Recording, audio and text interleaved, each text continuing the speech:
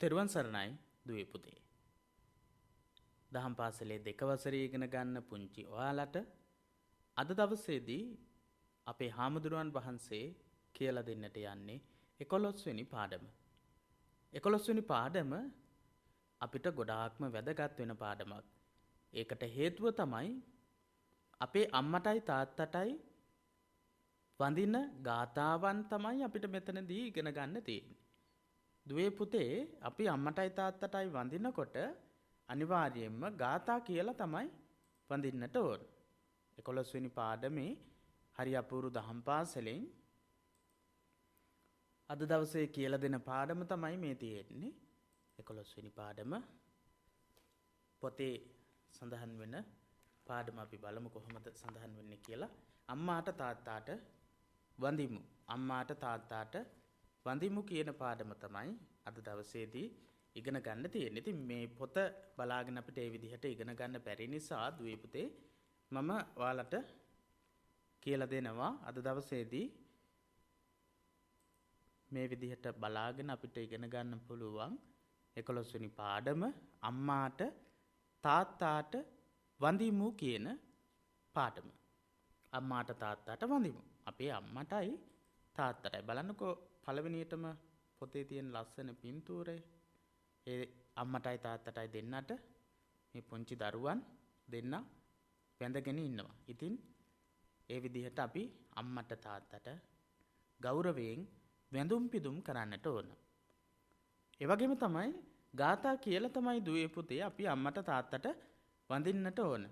මොකද අපේ ජීවිතයේ ඉන්න වටිනාම දෙන්න තමයි අපේ ජීවිතයට ඉන්න ශක්තිමත් අපේ ජීවිතේ ශක්තිමත් කරන අපිට හොඳ නරක කියලා දෙන අපිව වටින දරුවන් බවට පත් කරන්න සියලුම දේවල් කරන දෙන්න තමයි අපේ අම්මයි තාත්තයි දෙන්න. ඒ නිසා තමයි අපි අපේ අම්මටයි තාත්තටයි දෙන්නටම ගාථා කියලා වඳින්නට ඕන. පළවෙනියටම සඳහන් වෙනවා අම්මටයි තාත්තටයි වන්දනා කරනකොට කියන ගාථාවන් දෙක. අද අපි මේ ගාථා දෙකත් ඒ ගාථා දෙකේ තේරුමත් ඒ තේරුම ලස්සන කවිවලිනුත් ඉගෙන ගන්නව මම කියලා දෙනවා. හොඳයි හොඳට අහගෙන ඉන්න හොඳට බලාගෙන ඉන්න මම අද දවසේදී ඔයාලට මේ කියලා දෙන කාරණාවන් මම පළවෙනියටම කියනකොට අහගෙන ඉන්න අපේ ආදරණීය අම්මට වඳිනකොට අපි කියන ගාථාව දස මාසේ උරේකත්වා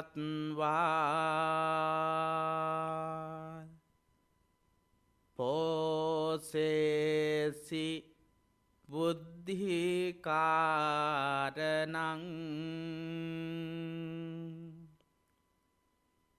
ආයුදීඝං වස්ස සතං මාතු පාදං නමාමහං.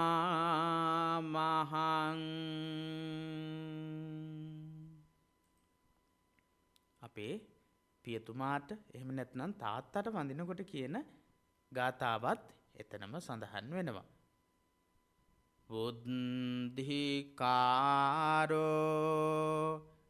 ආලිංගිත්වා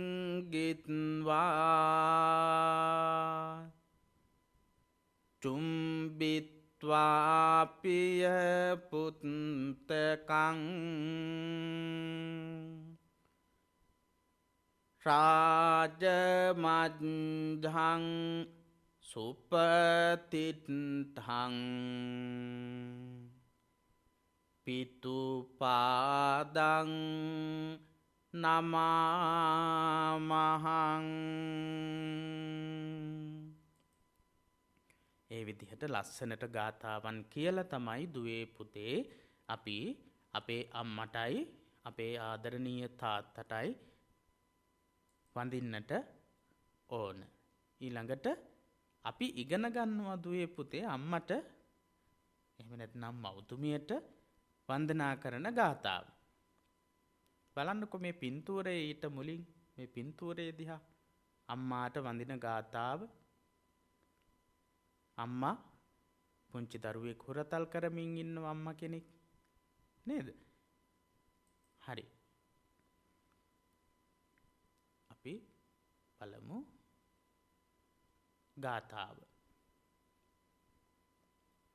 ඊළඟට ගාථාව හොඳින් අපි පුරුදු වෙමු. ඔයාලා ගොඩක් පුංචිනේ.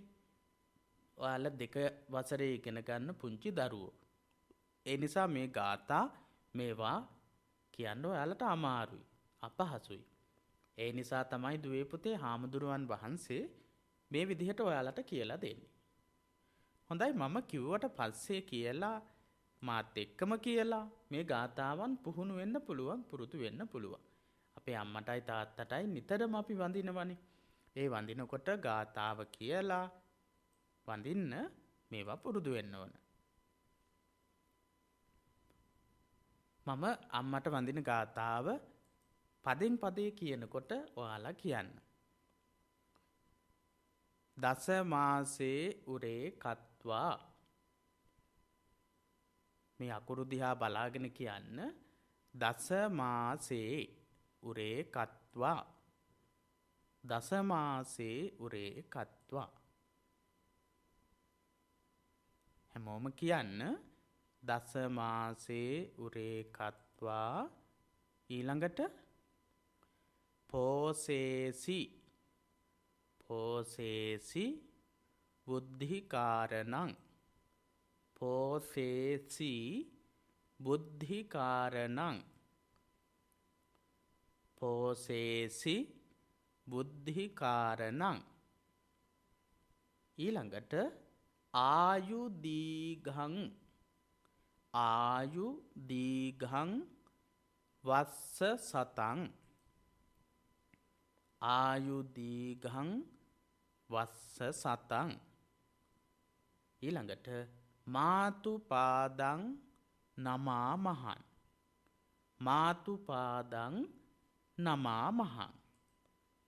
දස මාසේ උරේ කତ୍වා පෝසේසි බුද්ධිකාරණං ආයුදීඝං වස්ස සතං මාතුපාදං නමාමහං.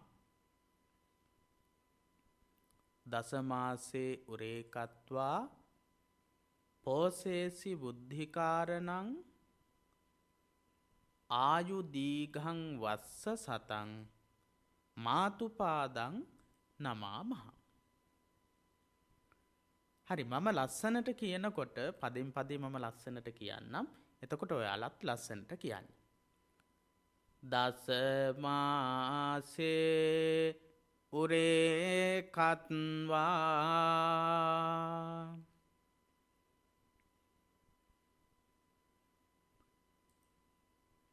ආයත් වතාවක්. දස මාසේ උරේ කତ୍වා. දෙවනි පේලිය.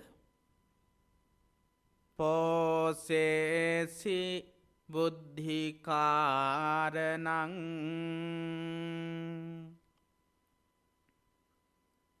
පෝසේසි බුද්ධිකාරණං.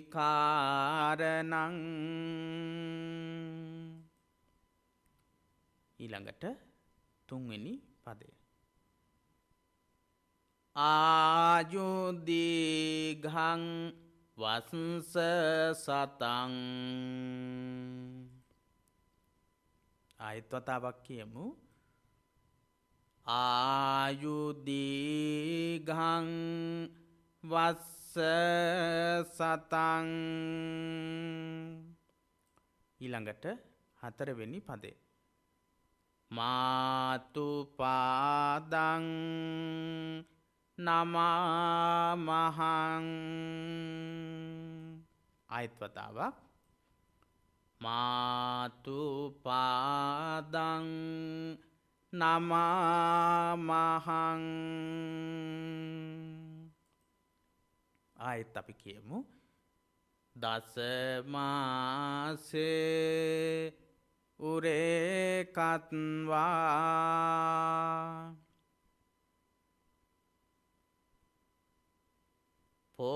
ඔසේසි පුද්ධිකාරණං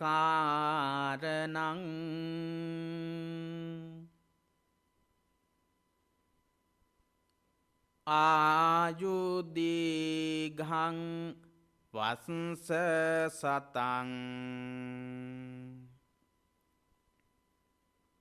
මාතුපාදං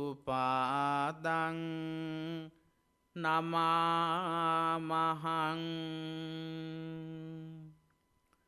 ඔය විදිහට කියලා ගාථාව ලස්සනට කියන්න පුරුදු වෙන්නට ඕන. ගාථාව කියලා තමයි අපේ අම්මට වඳින්නට ඕන දුවේ පුතේ. හොඳයි, ඊළඟට මේ ගාථාවේ තේරුම අපිට කියලා දීලා තියෙනවා ලස්සන කවියකින්. ලස්සන කවියකින් මේ ගාථාවේ තේරුම. දසමාසයක් මා කුස තුල දරාගෙන ලේකිරි කර පොවා හැදු වැඩු දයාවෙන සියවසකටත් වැඩි ආයුෂ ලබාගෙන වැඳබේමවුනි පතනෙමි පාවැඳ බැතින. මම ආයත් වතාවක් කියනකොට අහගෙන ඉන්න. දසමාසයක් මා කුස තුල දරාගෙන ලේකිරි කර පොවා හැදු වැඩු දයාවෙන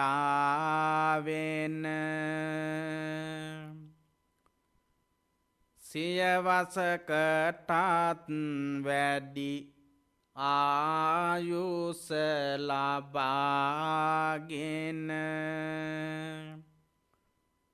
වැඳබේමවුනි පතනෙමි පාවැඳ බැතින. හොඳයි, මම පදෙන් පදේ කියලා දෙන්නම්. එතකොට පුතාලා කියන්න. මම මේ වෙලාවේදී ඔයාලට මේක කියන්න ඕන විදිහ ගැන කියලා දෙන්නම්. මේ වෙලාවේම පාඩම් උනේ නැත්නම් පස්සේ ඒ තාලෙටම කියලා මේවා පාඩම් කරගන්න. දසමාසයක් මා කුස තුල දරාගෙන මම කියනකොට කියන්නකෝ. දසමාසයක් මා කුස තුල දරාගෙන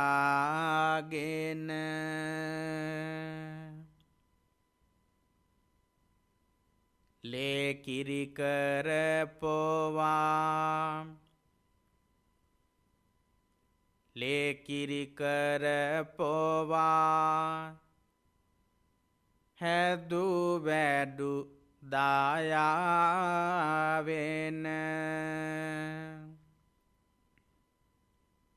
ලේකිරි කර පොවා හැදු වැඩු දයාවෙන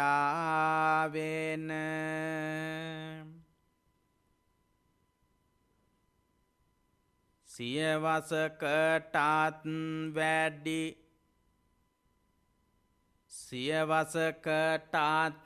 වැඩි ආයුෂ ලබාගෙන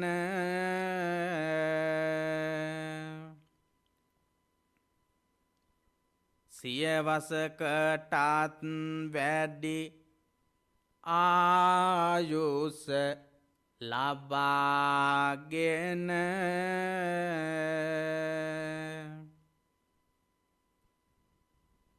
වැංජබේ මාවුනි පාතනෙමි වැංජබේ මාවුනි පාතනෙමි පාවැඳ බැතින වැංජබේ මාවුනි පාතනෙමි පාවැඳ බැතින මොකක්ද දුවේ පුතේ මේ කවියෙන් කියන්නේ?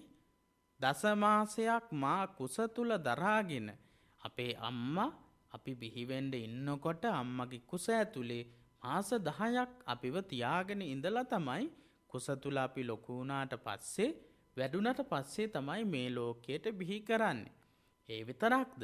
නැහැ. ලේ කිරි කරපුවා අම්මගේ ලේ තමයි පුතේ අපි ඉපදුනාට පස්සේ පුංචි කාලේ අපි කෑම කන්නේ නැහැ. ඒ නිසා මොකද වෙන්නේ? අම්මගේ ඇඟේ තියෙන ලේ කිරි වෙනවා. එහෙම කිරි වුණාට පස්සේ අපිට අම්මගේ දෙතනෙන් කිරි බොන්න පුළුවන්. ඒවා හරිම රසයි. අම්මගේ කිරි හරිම රසයි. අම්මගේ ලේ වලින් තමයි එතකොට ඒ කිරි හැදිලා තියෙන්නේ. පුංචි කාලේ එතකොට අම්මගේ ලේ වලින් හැදුණු කිරි තමයි අපිට පෙව්වේ. අපිව හදා වඩා ගන්න පුංචි කාලේ අපි ඉපදුණු ගමන්. ඉතින් ඒ නිසා සියවසකටත් වැඩි ආයුෂ ලබාගෙන අපේ අම්මා අවුරුදු 100ක් සියවසකටත් වැඩි කියලා කියන්නේ සියවසක් කියලා කියන්නේ වසර 100ක් කියන එකනේ. එහෙනම් අවුරුදු 100කටත් වැඩි ආයුෂය ලබාගෙන වැඳබේ මවුනි පතනෙමි පාවැඳ බැතින අම්මට වඳිනකොට තවත් අවුරුදු 100ක් මගේ අම්මා ජීවත් වේවා කියලා ප්‍රාර්ථනා කරලා තමයි අපි වඳින්නේ. දසමාසයක් කුසේ තියාගෙන ඉඳලා මේ ලෝකයට බිහි කරලා ලේ කිරි කරලා කිරි බවට පත් කරලා පොවලා අපිව හදා වඩාගත්ත අම්මට අවුරුදු 100ක් ජීවත් වෙන්න කියලා ප්‍රාර්ථනා කරලා වඳින එක තමයි ඒ ගාථාවෙන් කියවෙන්නේ. හොඳයි, ඊළඟට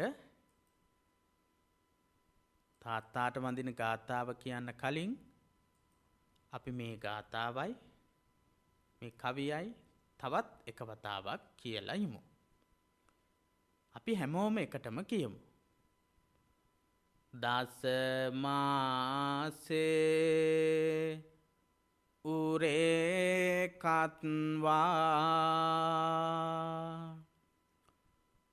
පෝසේසි බුද්ධිකාරණං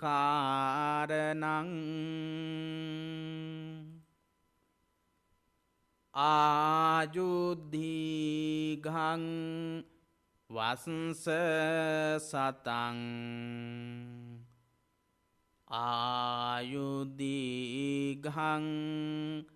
වස්ස සතං මාතු පාදං නමාමහං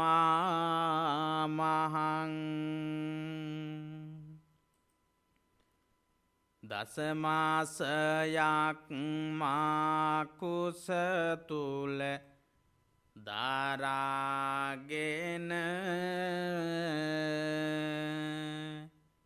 ලේ කිරි කරපොවා හැදු වැඩු දයාවෙන සියවසකටත් වැඩි ආයුෂ ලබාගෙන වැංජබේ මාවුනි පාතනෙමි පාවැඳ බැතින. හොඳයි, ඊළඟට අපි ඊළඟ ගාථාව අපේ ආදරණීය තාත්තාට වඳිනකොට කියන ගාථාව තමයි ඉගෙන ගන්න යන්නේ. අපේ තාත්තත් අපේ අම්මා වගේම අපිට ගොඩක් ආදරෙයි. ඒ වගේම තමයි තාත්තත් අපිට කෑම බීම ඇඳුම් පැළඳුම් ඒ හැමදේම ගෙනල්ලා දීලා අපි ගැන හොයලා බලලා අපිට ආරක්ෂාව ලබා දීලා ඒ හැමදේම කරනවා. ඒ නිසා අපේ තාත්තත් අපේ අම්මා වගේම අපිට ගොඩක් වටිනවා.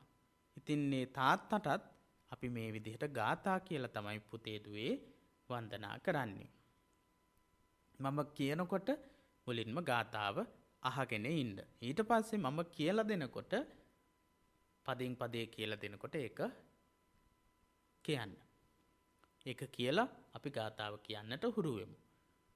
වුද්ධිකාරෝ ආලිංගිත්වා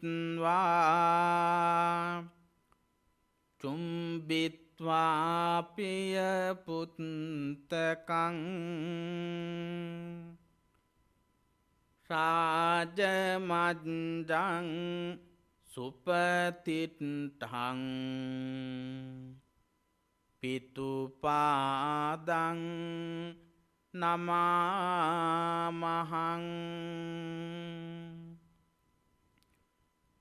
බුද්ධිකාරෝ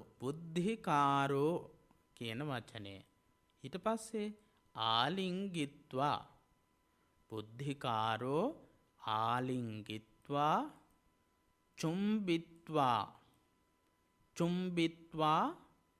පිය පුත්තකං චුම්බිත්වා පිය පුත්තකං. ඊළඟට රාජමජ්ජං සුපතිට්ඨං රාජමජ්ජං සුපතිට්ඨං පිතුපාදං නෙවෙයි පුතේ පිතුපාදං. පිතු කියලා කියන්නේ තාත්තට.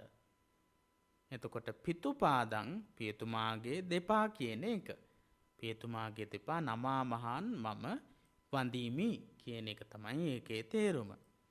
හොඳයි මම කියනකොට කියලා අපි ටික ටික ගාථාව කියන්න හුරු වෙමු. බුද්ධිකාරෝ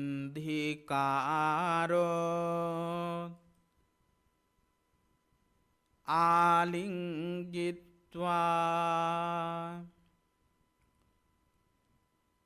චුම්බිත්වා පිය පුත්තකං රාජමජ්ජං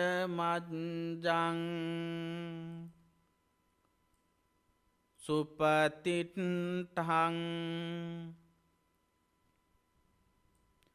පිතුපාදං නමාමහං. බුද්ධිකාරෝ ආලිංගිත්වා චුම්බිත්වා පිය පුත්තකං රාජමජ්ජං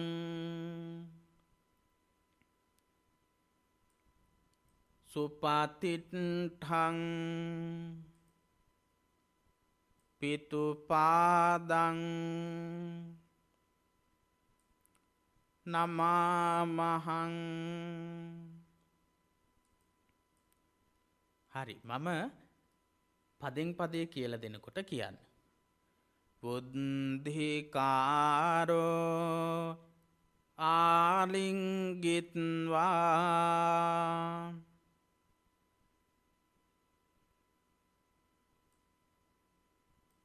චුම්බිත්වා පිය පුත්තකං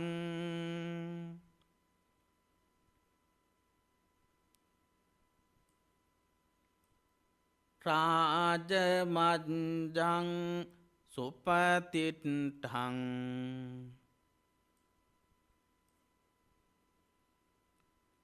පිතුපාදං නමාමහං. ආයත් වතාවක් කියමු. බුද්ධිකාරෝ ආලිංගිත්වා චුම්බිත්වා පිය පුත්තකං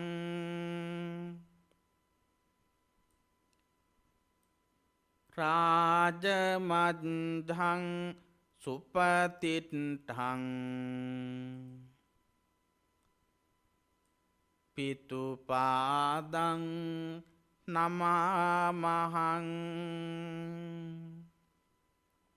හොඳයි දුවේ පුතේ.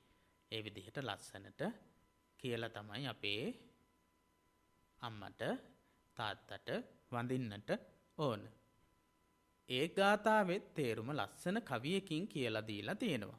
ඉතින් අහගෙන ඉන්නකෝ. අද රැති පුතුණියයි මාසිප වැළඳගෙන අපමණ ගැහැට විඳ ඇති දැඩි කල පෙමින රජුන් මැදට වූව යාමට හැකිලෙසින දිරිදුන් පියාණෙනි පා නම දිමි බැතින අදරැති පුතුණු යයි මාසිප වැළඳගෙන මගේ ආදරණීය පුතේ මගේ පුතේ කියලා හරීම ආදරෙන් අපේ තාත්තා අපිව ළඟට අරගෙන අපිව සිඹිනවා. අපිව සිඹලා අපිට ආදරේ ලබා දෙනවා. අපමණ ගැහැට විඳ ඇති දැඩි කළ පෙමින ගොඩාක් වැඩ කරලා සල්ලි හම්බ කරගෙන ඇවිල්ලා තමයි අපිට කෑම බීම ඇඳුම් පැළඳුම් පොත්පත් ඒ හැමදේම අපේ තාත්තා ලබා දෙන්නේ. රජුන් මැදට උව යාමට හැකි ලෙසින දිරිදුන් පියාණෙනි රාජමජ්ජං සුපතිට්ඨං පුතේ අපේ තාත්තා කැමති අපි දක්ෂම කෙනා වෙනවා දකින්න. තාත්තගේ පුතා දක්ෂම කෙනා වෙනවා දකින්න තමයි හැම තාත්තම කැමති. අන්න ඒ නිසා තමයි රජුන් මැදට ඌ යාමට හැකි ලෙසින් රජ කෙනෙක් ගාවට උනත් යන්න පුළුවන් තරම් ශක්තිමත් විදිහට අපිව හදන්නේ අපේ තාත්තා දිරිදුන් පියාණෙනි. අපිව ධෛර්යමත් කරපු අපිව ශක්තිමත් කරපු පියතුමාට ගෞරවයෙන් වඳිනවා කියන අදහස තමයි මේ කවියේ කියන්නේ. හොඳයි අපි හැමෝම එක වතාවක් කවිය කියමු. අද රැති පුතුණියයි මාසිප වැළඳගෙන අපමණ ගැහැට විඳ ඇති දැඩි කළ පෙමින රජුන් මැදට වූව යාමට හැකි ලෙසින දිරිදුන් පියාණෙනි පා නම දිමි බැතින. හොඳයි. ඒ විදිහට ඒ ගාථාවයි ඒ කවියයි දෙකත් අපිට පාඩම් කරන්නට පුළුවන්. තවත් ලස්සන කවියක් තියෙනවා. මම එක වතාවක් කියලා අපි හැමෝම එක වතාවක් කියලා අපි කවිය පාඩම් කරගනිමු. අම්මට තාත්තට සලකන දරුවට කිසි දවසක නැහැ වරදින්නේ. බුදුදම් සංඝ යන තෙරුවන් සරණින් යන යන තැන ඔහු ජයගන්නේ. අම්මට තාත්තට සලකන දරුවට කිසි දවසක නැහැ වරදින්නේ. බුදුදම් සංඝ යන තෙරුවන් සරණින් යන යන තැන ඔහු ජයගන්නේ. ඉතින් ඒ කවි පන්තියත් ඒ කවියත් ලස්සනට අපිට පාඩම් කරගන්න පුළුවන්. දුවේ පුතේ මේ කවියෙන් කියන්නේ අම්මටයි තාත්තටයි සලකලා අම්මටයි තාත්තටයි වැඳලා වැඳුම් පිදුම් කරලා ගරු කරමින් ජීවත් වෙනවා නම් මේ කෙනාට බුද්ධ ධම්ම සංඝ කියන තුරුණුවන්ගේ සරණින් කිසිම දවසක වරදින්නේ නැහැ. යන යන හැම තැනකදීම ජය ගන්න පුළුවන් ජයග්‍රහණය කරන්න පුළුවන් කියලා තමයි ඒ කවියෙන් කියන්නේ. හොඳයි අපි හැමෝම එක වතාවක් මේ කවිය කියමු. අම්මට තාත්තට සලකන දරුවට කිසි දවසක නැහැ වරදින්නේ. බුදුදම් සංඝ යන තෙරුවන් සරණින් යන යන තැන ඔහු ජයගන්නේ. හොඳයි දුවේ පුතේ, අද පාඩමින් මම කියලා දුන්නේ අපේ අම්මටයි අපේ තාත්තටයි වඳින ගාථාවන් දෙක සහ ඒ ගාථා දෙක ලස්සනට කියන්න වගේම ඒ ගාථා දෙකේ තේරුමත් ලස්සන කවි වලින් කියන්නට මම අද ඔයාලට කියලා දුන්නා. එහෙනම් මේ පාඩම ආයෙත් බලන්න හාමුදුරුවන් වහන්සේ කියලා දෙන විදිහට මේ ගාථා මේ කවි පාඩම් කරලා අපිට නිතරම හොඳ දේවල් කියලා දීලා අපිව ආරක්ෂා කරන, අපිව පෝෂණය කරන ඇඳුම් පැළඳුම්, පොත්පත්, ආහාර පාන, කෑම බීම මේ හැම දෙයක්ම ලබා දෙන, ගෙනල්ලා දෙන අපේ ආදරණීය අම්මයි තාත්තයි දෙන්නා ගෞරවයෙන් සලකමින් අම්මයි තාත්තයි දෙන්නාගේ ආදරය ලැබමින් ජීවත් වෙන්න හොඳ කීකරු දරුවෝ බවට පත් වෙන්න ඕන. එහෙමනම් දුවේ පුතේ ඊළඟ දවසේ මම 12 වෙනි පාඩම කියලා දෙනවා. එහෙමනම් අද දවසේ මේ පාඩමෙන් සමුගන්නවා. ඔයාලා හැමදෙනාටම තෙරුවන් සරණ ප්‍රාර්ථනා කරනවා.